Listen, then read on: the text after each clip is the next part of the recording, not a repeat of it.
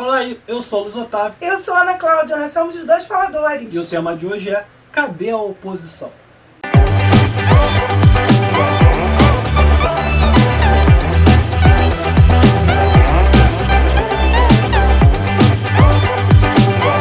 Se você é novo aqui no canal, seja bem-vindo, que toda semana sai pelo menos um vídeo novo sobre algum assunto qualquer. E se você já é inscrito, seja bem-vindo também. Não deixem de clicar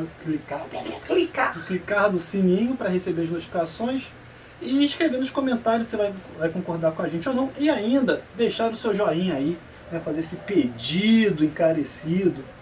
Né? Antes da gente começar o vídeo propriamente dito, temos agora uma playlist nova lá no nosso canal, né? Lá não, né? Aqui no nosso canal. Isso. A gente pegou a playlist antiga, que era um pouco de tudo, e a gente tirou todos os conteúdos que a gente considera um pouco mais sério e colocou na playlist falando sério. Então, se você quiser ver agora os nossos vídeos, que a gente vai falar mais sobre política, a gente fala mais sobre sociedade, que a gente fala sobre leis... Coisas mais sérias. E coisas mais sérias, precisamente. Tem agora a playlist falando sério. Tá? Eu espero que eu não erre tanto no resto do vídeo, que nem eu errei agora só nesse começo. Mas, enfim...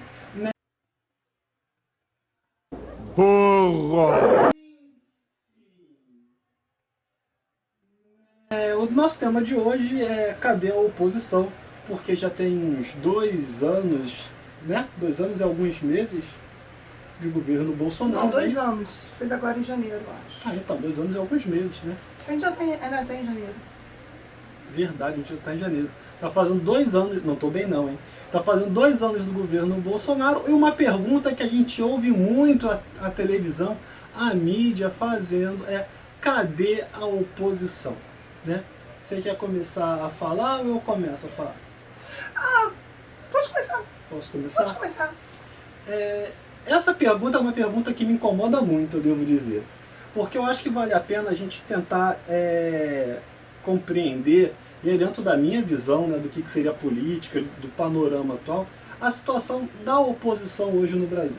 A gente precisa entender que na última eleição para deputados, senadores e para a presidência, quer queira que não, o PSL, né, na figura do digníssimo presidente Jair Bolsonaro, conseguiu arrebatar junto ao PT a primeira ou a segunda...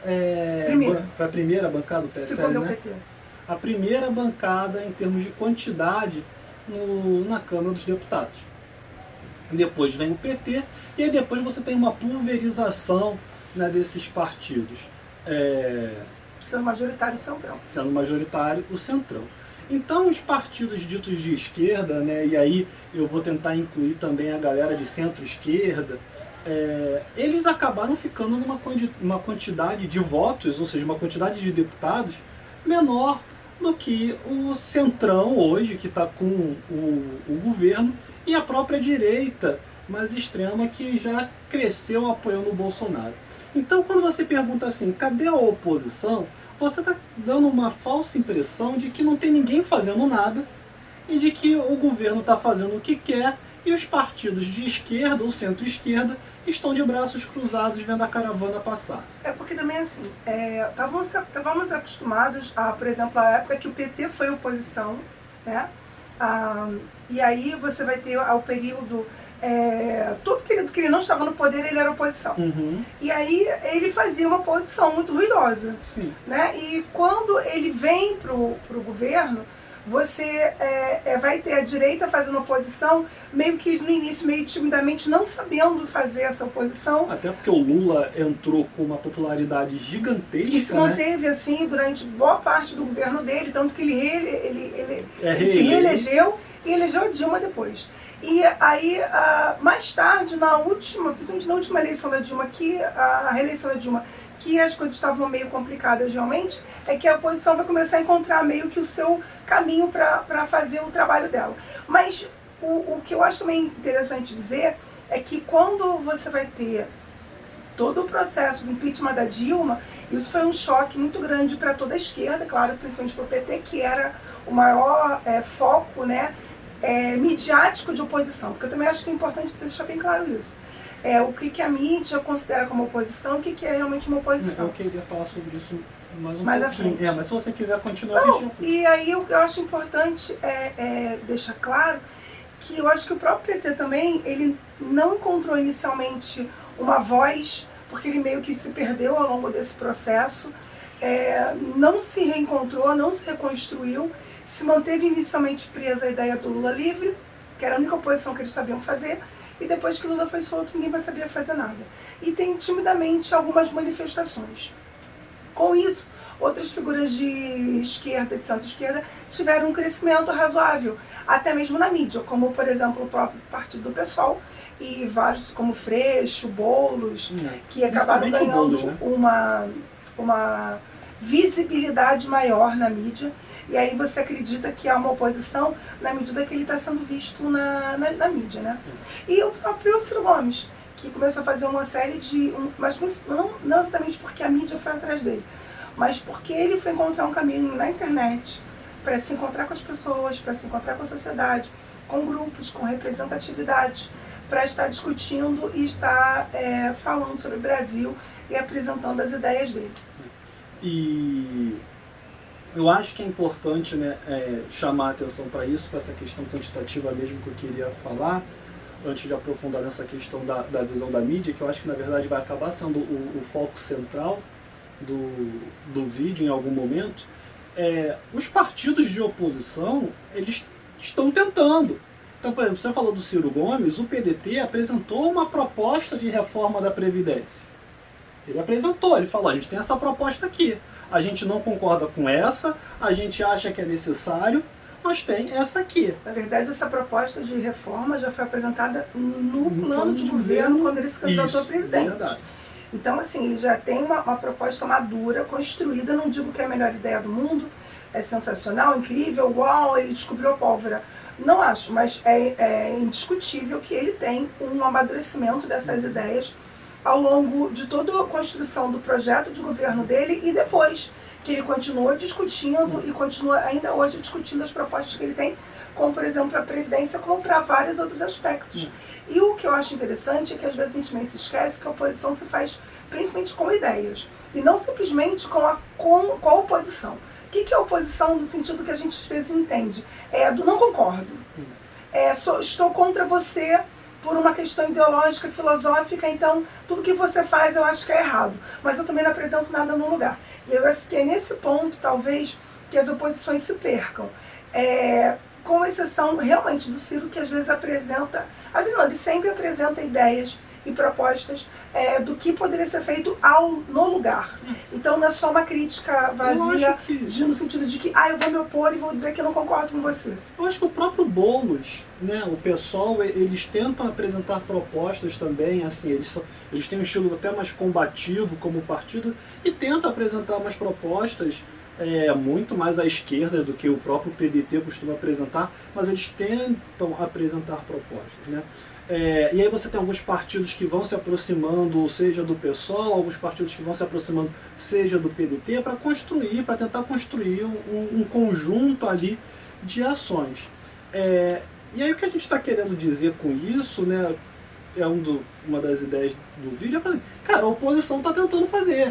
Não só isso, como também as medidas judiciais, né? Você vai ver o Molon, você vai ver o próprio Marcelo Freixo, você vai ver os deputados do PDT, o próprio PDT como partido propondo uma série de ações junto ao STF, junto ao Tribunal Eleitoral, junto à Justiça Comum, enfim. O próprio Rede de Sustentabilidade, sim, que é bem até centro, a Solidariedade, né, vem se unindo muitas vezes junto com o PSB, com o próprio PDT para propor ações. Então, assim, o mais importante é entender que a oposição ela não tem tido realmente, desde a questão toda da Lava Jato, espaço na mídia, mas não é por isso que ela está paralisada. É importante você buscar o noticiário ou buscar as redes sociais desses partidos de esquerda ou de centro-esquerda, ou até mesmo de centro e da própria direita. Como hoje o Dória, embora algumas pessoas achem que o PSDB é um partido de centro-esquerda, mas eu entendo que o deixou de ser, PSDB ele é um partido de centro-direita. E ele, então, vem fazendo oposição. Inclusive agora, depois que ele então anunciou a vacinação, ele mais nitidamente menciona Bolsonaro, menciona o ministro, fala os nomes, fala mal e foi para ataque. Não, depois das eleições da prefeitura foi todo mundo para ataque. Ele estava meio que esperando. E eu acho que, principalmente porque ele não tinha essa carta na manga que ele tem agora. Eu acho que os partidos também esperaram muitas eleições municipais para tentar perceber o quanto de poder o Bolsonaro ainda tinha. Depois que eles perceberam que o Bolsonaro deixou de eleger automaticamente candidatos, pelo menos nas cidades principais, então Rodrigo Maia foi para cima, o Dória foi para cima, existe esse movimento. E aí a segunda parte que eu queria debater, a não ser que você queira falar mais alguma coisa sobre isso, e nem quero também ser aquele que vai ficar ditando aqui as regras, mas assim, por que então a mídia vive dizendo que a oposição não faz nada? Né? Qual seria o interesse da mídia de dizer que a oposição não faz nada? Eu tenho uma opinião, e aí a gente vai entrar aqui agora na opinião mesmo, no achismo, na tentativa de interpretar dentro da visão do que a gente entende. Mas antes de eu começar, eu quero saber se você quer falar já a sua ou eu falo logo a minha. Acho que deve ser parecida, né? Porque eu acho que, primeiro que sim, a mídia, embora que no Brasil eles não façam, o que nos Estados Unidos eles fazem é parte da campanha de um partido e de um candidato. Então as redes de televisão, os noticiários, os apresentadores, eles se manifestam dizendo: eu apoio o candidato X, eu apoio o partido Y. Então, quando você vai assistir um jornal, você vai assistir um canal, você sabe que aquele canal está apoiando aquele candidato X. Aqui no Brasil isso é velado, isso é muito, não é dito, mas é demonstrado. Então, acho que primeiro, pelas escolhas de caminhos e escolhas de candidatos que a mídia faz, e aí, claro, não parece ser o seu caminho, o interesse da mídia está acompanhando um candidato que tenha qualquer viés de esquerda, e aí ele vai sempre dizer: a esquerda não faz nada, e a esquerda não faz, ou vai estar sempre esvaziando essas pautas. E segundo, por uma questão, no momento que eu acho que não ainda, na esteira do Lava Jato, não é ainda o momento social em que as pessoas estão abertas para ouvir a esquerda e querer ouvir. E você, ao falar da esquerda, seria automaticamente uma mudança de canal. Mas é importante entender que a própria mídia construiu esse processo também. Sim, foi o que eu falei. Assim, da própria versão da esquerda, né? De algumas falas como tipo: esse é o maior crime de corrupção que já existiu, nunca se viu nada igual no país, quando isso não é bem verdade. Agora, eu tenho uma visão assim, de que para a mídia é muito interessante, né? É muito fácil você manter como única figura de oposição o PT. E aí, claro que a gente não vai esvaziar a importância que o PT tem. Ele ainda é a maior bancada de oposição, é um dos partidos mais importantes de esquerda que já teve na história do país. O partido do presidente que foi talvez o mais popular, ou pelo menos um dos mais populares da história, que teve os avanços sociais. Então o PT como partido tem a sua importância. E depois da redemocratização é o único partido de esquerda que ocupou a presidência da República por tanto tempo. Mesmo antes da redemocratização, a gente, não sei se a gente teve alguém tão de esquerda assim como o PT. E aí existe ainda no Brasil um movimento muito forte antipetista, né? Esse movimento anti-esquerda que hoje existe no Brasil, quer queira, quer não, está muito atrelado a um sentimento antipetista. E aí é muito interessante para a mídia, né, que claramente tem uma afinidade com candidatos de uma posição mais centro à direita. Então você vê como existe uma simpatia para figuras como Dória, uma simpatia para pessoas como o próprio Alckmin, e uma antipatia, às vezes, a candidatos de esquerda. E aí nessas eleições para São Paulo, de prefeitura, teve o caso emblemático, né, de quando o Boulos foi entrevistado por uma jornalista do UOL, eu acho. Não foi no Roda Viva, não. Acho que foi no UOL.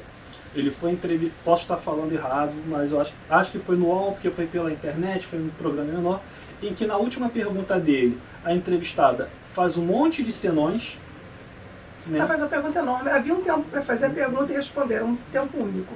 Era tipo 1 minuto para a pessoa fazer a pergunta e você responder. E ela gastou 1 minuto fazendo a pergunta e não deu tempo dele responder. Ela deixou uns 50 segundos para ele e ele... Não, 50 segundos era... porque na verdade a entrevista era cronometrada e já estava chegando no final da entrevista. Então ela deixou assim, 10 segundos para ele poder terminar e no dia seguinte, quase, com Covas, a última pergunta dela foi: prefeito, eu gostaria que você falasse como está sendo a sua vida nesse momento, em campanha, lutando contra o câncer e os seus planos para o futuro, e deu quase 1 minuto inteiro para o cara falar. Mas acho bem importante dizer que eu acho que a oposição como um todo, ela se retraiu muito depois da Lava Jato. Como um todo, seja ela qual for. E aí se pisou em ovos muito tempo sobre como ia se tratar e como ia se dar. Também não estava... Nunca aconteceu nada no Brasil como aquilo, como a Lava Jato. Então ninguém sabia exatamente como reagir. Eu acho que ainda está se aprendendo como reagir a isso. E depois também como reagir a Bolsonaro, um fenômeno das redes sociais. Não sabia se lidar com isso. Até porque assim, o Partido dos Trabalhadores é um partido de pessoas de luta sindical, de reunião, de presença de pessoas, e não de internet, que é um veículo bem desconhecido e que parece que o PT ainda não domina, nem procura ainda tentar dominar. Mas uma coisa que eu acho importante dizer é que o fenômeno do próprio Bolsonaro, ele se esvaziou pelo próprio Bolsonaro e pelos próprios candidatos que se elegeram com o sobrenome Bolsonaro ou pela esteira de apoio ao Bolsonaro, então vote em mim. E pela má condução que eles tiveram, pelo próprio Witzel, por exemplo, no Rio de Janeiro, ele se esvaziou e fez com que consequentemente, na próxima eleição, vendo que nos últimos 2 anos aqueles caras não fizeram absolutamente nada, principalmente como governadores de estado e deputados federais, esvaziou para a prefeitura. E, por incrível que pareça, eu acho que até mesmo agora, com toda a dinâmica pandemia, condução da pandemia, vacina, vai se esvaziar mais ainda esse fenômeno, né? Bolsonaro perdeu já 11 pontos de apoio. De pessoas considerando o governo dele bom, não foi isso? Acho que é bom, ótimo.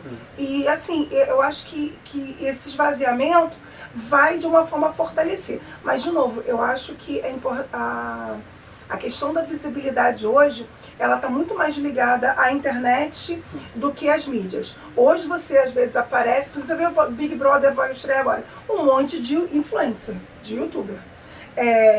Que se não tivesse o youtuber, talvez nunca entrasse no Big Brother. Ou seja, hoje você está sendo visto nas mídias sociais, na internet, e depois você vai para o canal, para uma televisão. Muitas vezes. Mas a televisão acaba sendo a reafirmação desses caras que estão na internet. Sim, só mostra que ele... Nossa, viu como é que ele realmente está poderoso? Então, assim, eu acho que a TV ainda tem um papel muito importante. Claro, assim, é preciso focar nas redes sociais, é uma coisa que se bate muito à esquerda nesse sentido. Então você percebe muito mais, são canais de esquerda que estão tentando, e muitos independentes, outros não, mas estão tentando se organizar e produzir conteúdos do que propriamente algo ligado a partidos.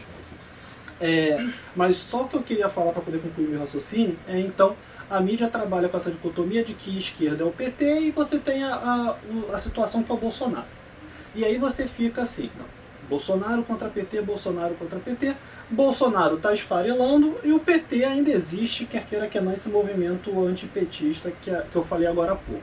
Então se você tem Bolsonaro anti-PT, Bolsonaro PT, Bolsonaro PT, você vive o tempo todo dizendo que na esquerda ou na oposição não existe realmente alguém, é muito mais fácil que uma pessoa que aparente ser mais moderada, uma pessoa de centro-direita, né, que aparente ser mais moderada, como o próprio Dória, consiga ser alçado ao poder.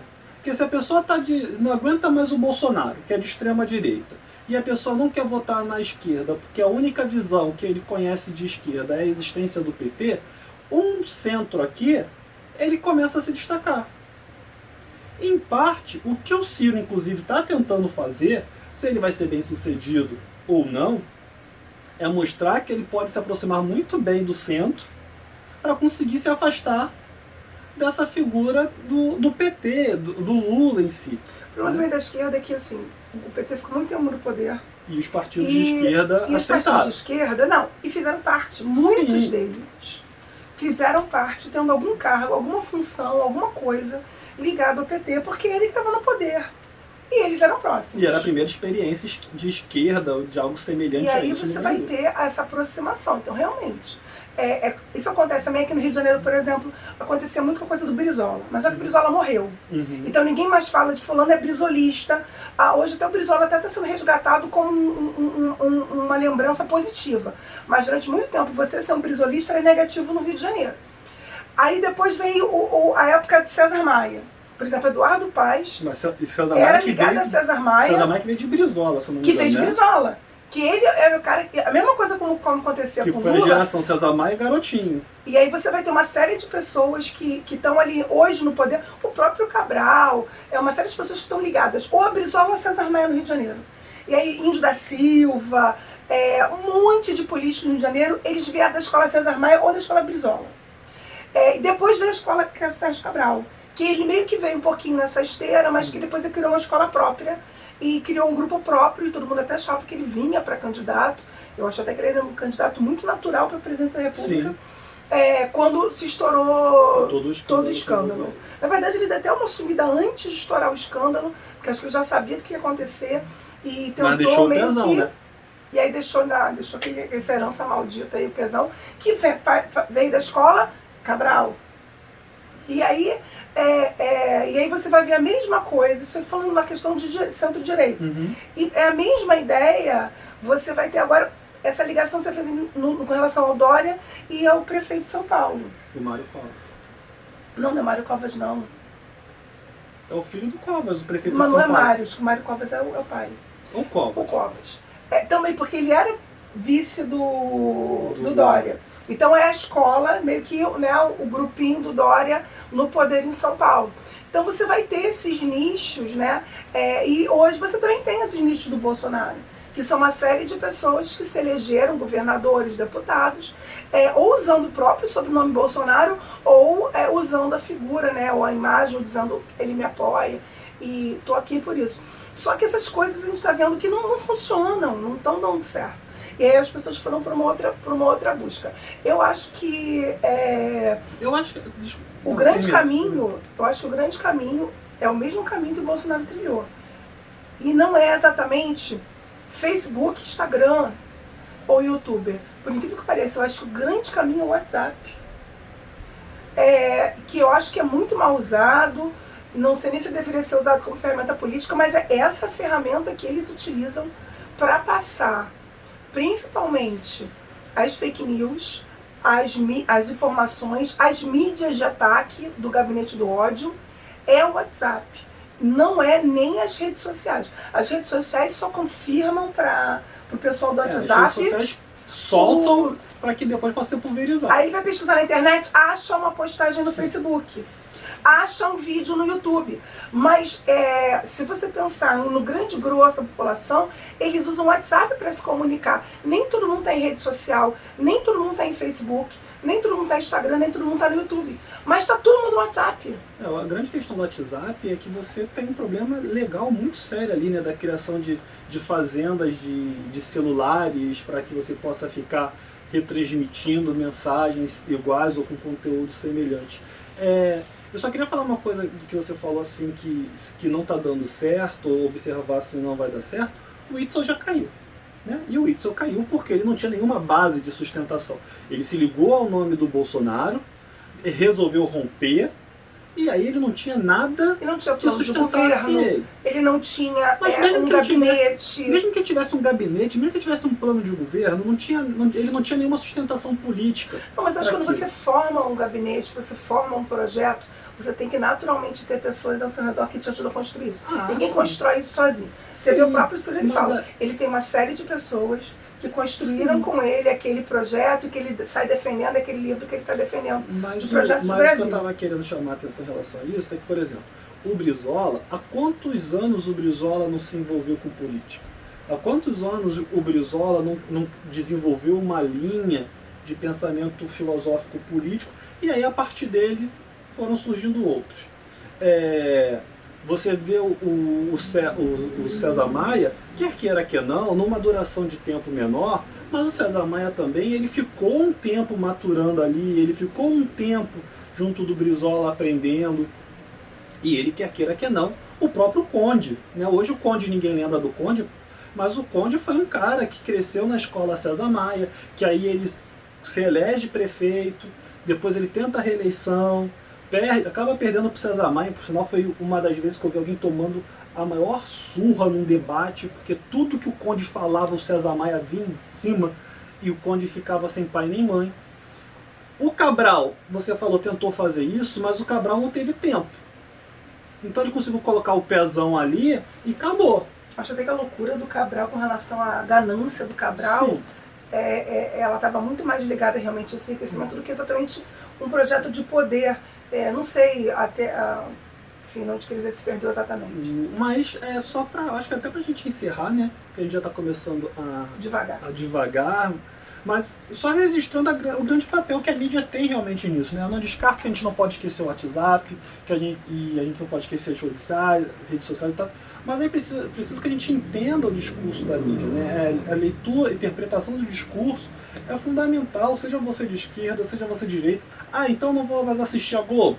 Se tu não quiser assistir a Globo, não assiste. Mas a Record faz a mesma coisa. Quando o Crivella foi levado preso, a Record colocou que ele estava sendo conduzido, porque não queria dizer que o cara estava sendo preso. Então, claro que as mídias, né, vão ter a sua tendência, umas têm se mostrado muito mais de extrema direita do que a gente imaginava que realmente fossem, mas se a gente começa a pegar o histórico do canal, tu percebe que ela sempre teve uma afinidade ali com o autoritarismo. Tipo a SBT. Mas é importante que a gente tente entender, que a gente busque informações, que a gente tente interpretar o que realmente estão mostrando e como estão mostrando. Que às vezes o como é mais importante do que o que. Né? Então, se você tem uma notícia, é interessante observar como um determinado canal está tratando uma notícia, eu falo um canal de TV, ou um canal no YouTube, ou como um determinado colunista está tratando aquilo, para que você possa observar e realmente formar a sua opinião. Acho que era isso, né? É isso. Fala pra gente a sua opinião, deixa aqui o seu recado, o seu comentário. Se você acha que o que a gente falou não tem nada a ver, se você realmente acha que a mídia tem essa influência, ou se você acha que não tem mais espaço para a mídia, quem realmente vai conduzir o processo todo é a internet, se os partidos de oposição estão fazendo alguma coisa ou não, e eu acho que é isso. É isso aí, dê o seu like, seu dislike e compartilhe esse vídeo. É isso aí, pessoal, até o próximo. Tchau, tchau. Valeu, até a próxima.